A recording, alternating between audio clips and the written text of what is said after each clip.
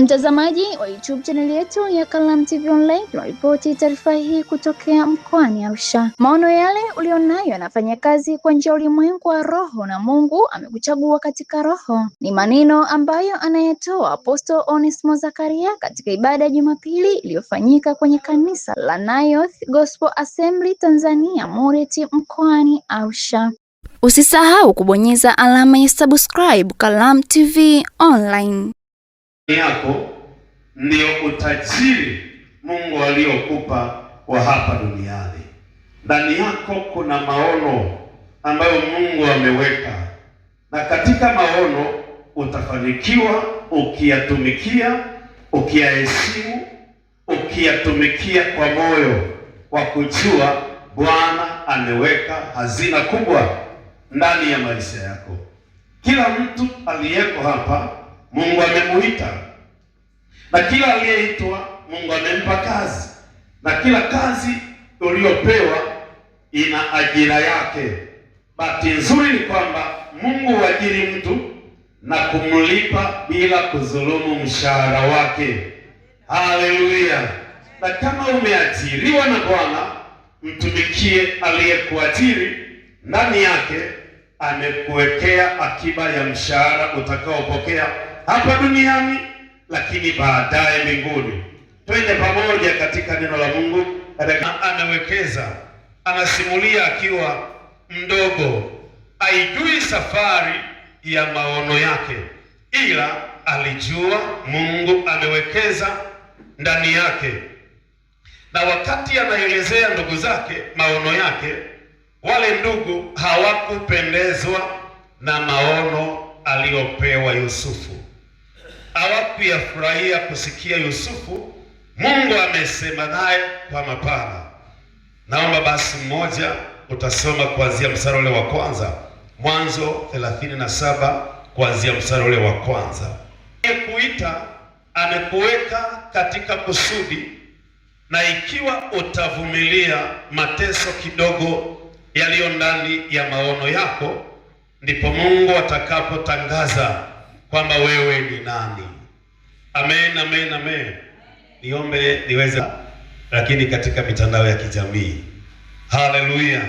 Si tumeelewana sasa? Amen. Soma mtu wa Mungu, msomaji wetu katika jina la Yesu. Asante. Chunga kondoo pamoja na ndugu zake. Na alikuwa akichunga kondoo pamoja na ndugu zake. Naye alikuwa kijana pamoja na wana wa Biliha. Na alikuwa kijana pamoja na vijana wa Biliha. Na wana wa Zilpa. Na wana wa Zilpa, wake wa baba yake.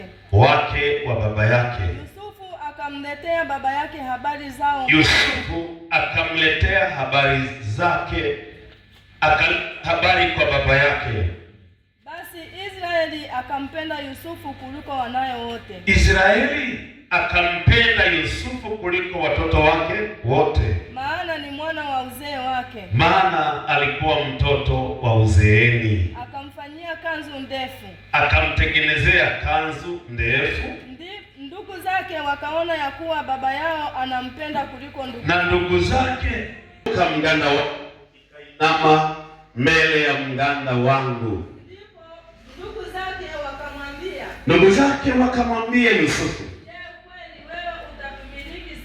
je, kweli wewe utatumiliki sisi?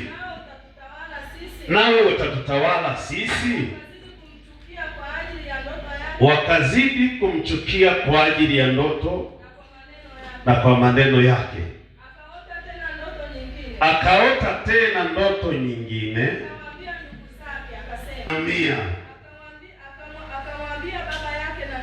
Akamwambia baba yake na ndugu zake. Baba yake akamkemea akimwambia, ndoto gani hii uliyoiota?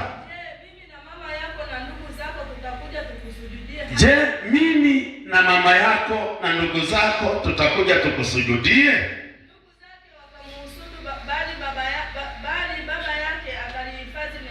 Ndugu zake wakamchukia, lakini baba yake akahifadhi maneno hayo. Bwana Yesu asifiwe. yamebeba kesho iliyojaa heshima. Wakati unapokea maono ni wakati wa taarifa inayokujia wewe yenye picha ya kule unakoelekea, yenye sura kamili ya wapi unakoenda au maono yanakupeleka wapi. Haleluya!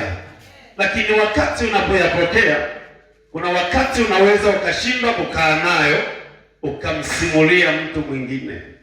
Na tabia ya maono ili yazae yakue, lazima yapelekwe kwa watu. Hayawezi kuzaana kama hayakupelekwa kwa watu wengine. Ni vile tu mwenye shamba aliwezi mzalia kama akupeleka mbegu shambani. Na tafsiri nyingine ya Biblia katika Yeremia 1:11 anasema, unaona nini? Ili Mungu akuthibitishe, lazima uwe kuna kitu unachokiona. Kuna kile unachokiona kwenye maisha yako. Asa mpendwa, nataka kuongea na kile unachokiona kwenye maisha yako kwa jina la Yesu. Naongea na mtu anayejitambua kwamba mimi ni nani, wapi naelekea, na nifanyeje kule nakoelekea nifike. Nisaidie kutikisa mwenzio, mwambie hivi, unajijua wewe ni nani? Amen. Muulize tena, uliwahi kujua kwamba wewe ni nani? Na je, unajua ulichobeba ndani yako? Unajua ulichobeba ndani yako?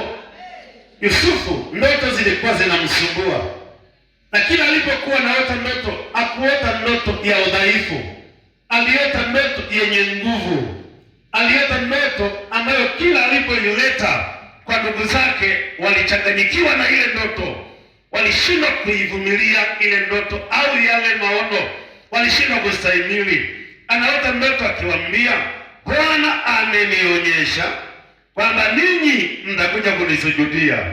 Kaka zake wanachanganyikiwa, wanawaza, bwana mdogo, baba amekupenda, haijatosha bado natuambia Mungu anakuja kutusababisha sisi tukusujudie. Naitwa Jennifer Samuel. Nimetokea kanisa la Nayoth Gospel Assembly. Namshukuru Mungu kwa ajili ya ibada ya siku ya leo. Mtumishi wetu alikuwa anazungumzia kuhusu habari ya maono.